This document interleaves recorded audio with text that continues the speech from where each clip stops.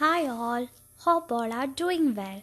Let's get back into physics class with chapter 7 Electricity and Energy. Have you learned the topics taught before? Okay, we can have a quick revision on previous topics. In the last classes, we discussed about the main supply. The main supply is which provide electricity for various electrical appliances in the home. And the main supply gets electricity from the power stations. Later we discussed about the difference between alternating current and direct current. In mains electricity, the voltage or current changes its direction. This is known as alternating current or AC. In batteries, they have steady voltage. That means the current in the battery will not change its direction. And this was known as direct current or DC.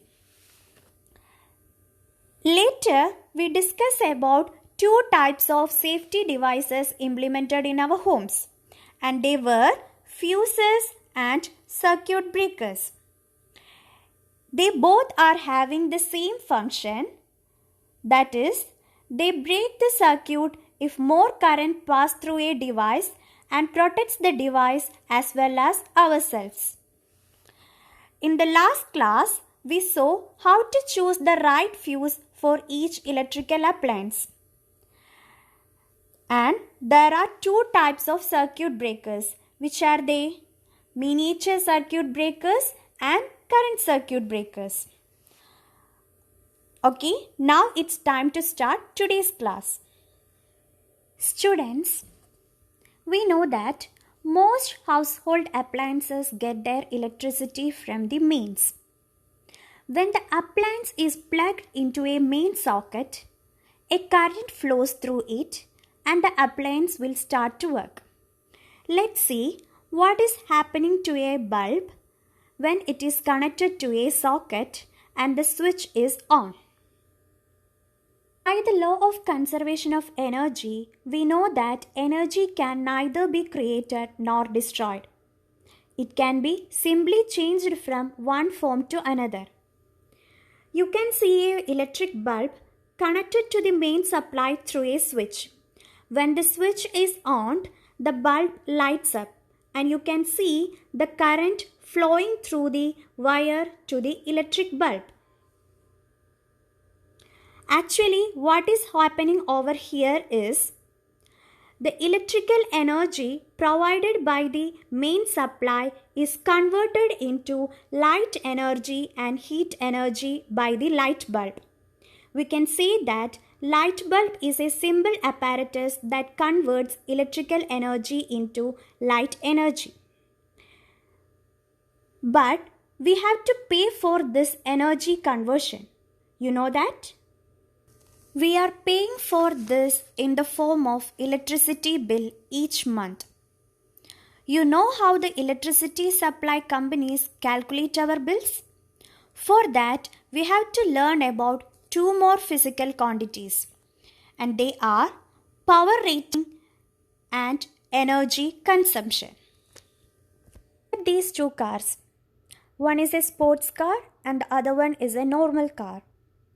Which one is more powerful? Is that the sports car?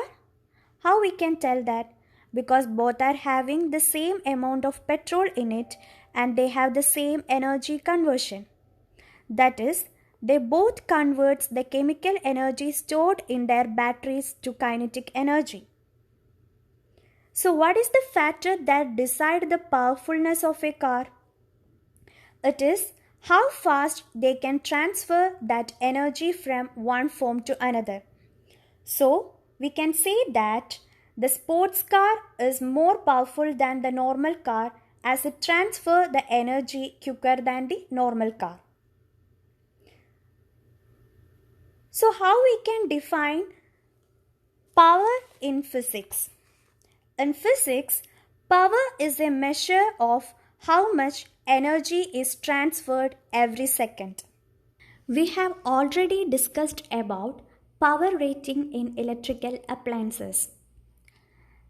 The appliances have their power rating on them either in watts or kilowatts. This indicates how much energy is transferred or consumed in each second. The greater the power, the quicker appliance takes energy from the main supply. Here is a list of electrical appliances used in our home and their corresponding power ratings. The first one is an electric kettle.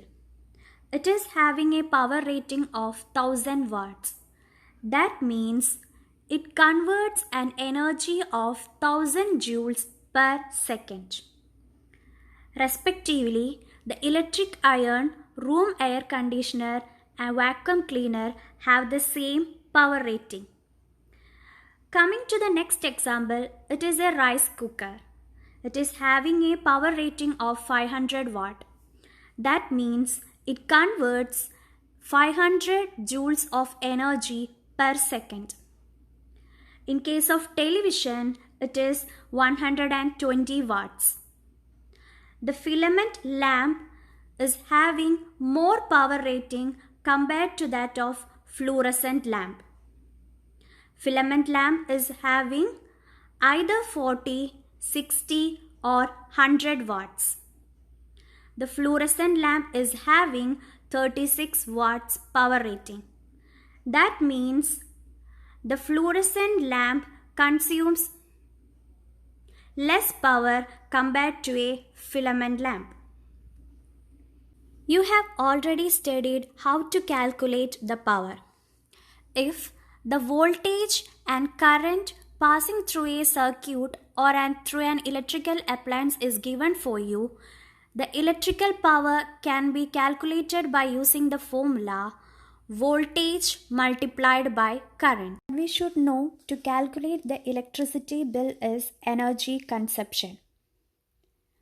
The energy supplied to an electric appliance depends on two factors. They are: the first one is power of the appliance. It is measured in kilowatts. The second one is the time taken for the appliance to work, and it is measured in hours.